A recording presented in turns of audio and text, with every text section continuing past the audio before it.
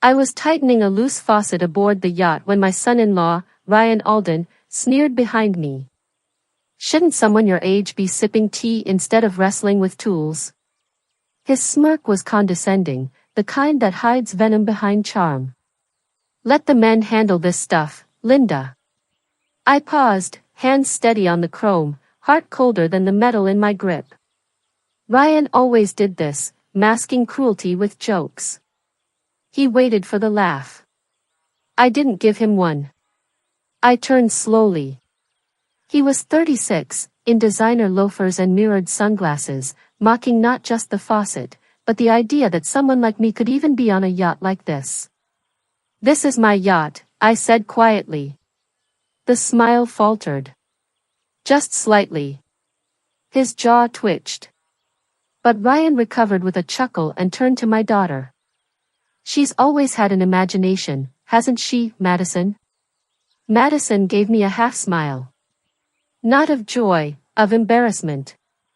2 months of planning. 2 months of pouring my late husband's life insurance into something meaningful. I designed this weekend to reconnect, to remind Madison of who we used to be before Ryan came along and slowly, methodically drove a wedge between us. I had dreamed of this moment, a weekend on the sea, linen tablecloths, champagne flutes, and the sound of laughter on the deck. But dreams, I would soon learn, are fragile things. Ryan walked the yacht like he owned it. Touched everything. Judged everything. "Not bad for a rental," he muttered, running his hand across the leather seats. "Must cost what, a couple grand a day? A little flashy for a retired schoolteacher." I swallowed. Madison, hesitant, asked me, "Mom, you didn't spend your savings on this, did you?" I smiled. "It's a weekend rental," I lied. But it wasn't. I had paid for the yacht in full. I had planned to reveal that later, over dinner, at sunset. A quiet, generous gift. A dream. But that dream was about to turn into something entirely different.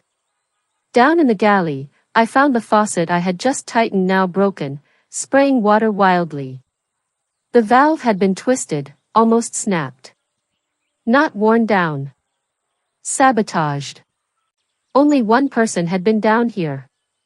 I saw the scratches near the base, the unnatural resistance, the signs I'd learned from years of fixing things myself. This wasn't accidental. Footsteps overhead. Ryan's smug voice. "Need a hand down there, Linda?" I kept my voice calm. "I've got it." He came down anyway.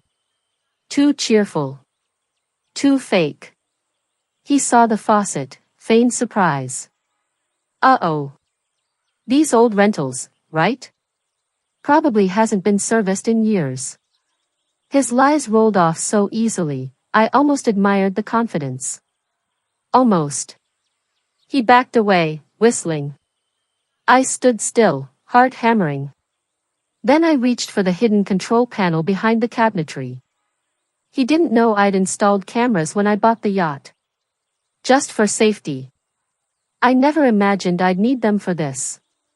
I rewound the feed. And there it was. Ryan, alone in the galley. Testing the faucet. It worked perfectly. Then, checking the door, he gripped the handle with both hands, braced his foot, and wrenched it sideways until the metal shrieked and cracked. And then, he laughed. Not out of surprise. Out of satisfaction. I stared at the screen. He wanted me to find it broken. He wanted me humiliated in front of my daughter. I copied the footage to a flash drive, slid it into my cardigan pocket, and walked back upstairs. Dinner was quiet. Tense. Ryan twirled his wine and made another jab. "This Chardonnay almost makes up for the plumbing. You know how these rental yachts are." Madison looked away. Her fingers trembling slightly. That's when I stood. I took the tablet from my pocket, placed it gently on the table, and said, "There's something I think everyone should see." Ryan stiffened. Oh. Slideshow, he laughed, trying to charm his way out. I tapped the screen. The footage played. Ryan. The faucet. The force. The smile. The room fell into complete silence. Madison's hand flew to her mouth. Ryan's parents stared at the screen, horrified. That's not what it looks like, Ryan muttered. You tested it first, I said quietly. He stumbled over his excuses. I thought it was broken, just stiff. I was helping. You sabotaged it. He stood, shouting now. You've been acting like you own the place, trying to show off. I do own it, I replied, calm as ever. It was meant to be a gift. For Madison. For you. His face turned white.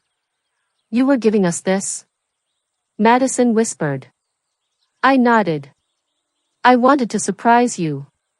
But not anymore. Ryan's mouth opened. Closed. He looked for allies. Found none. You can't be serious, he snapped. Over one faucet? It's not about the faucet, I said.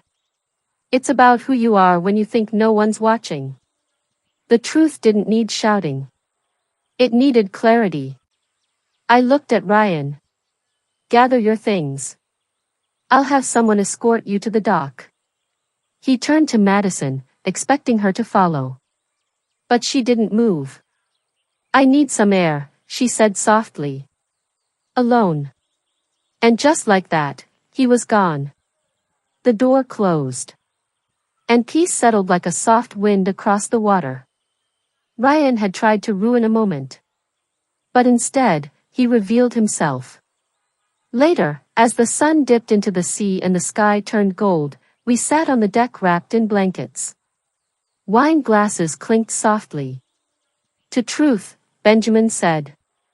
To dignity, Sarah added. I raised mine. To boundaries. Justice doesn't always have to be loud.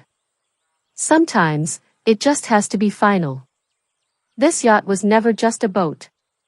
It was a mirror.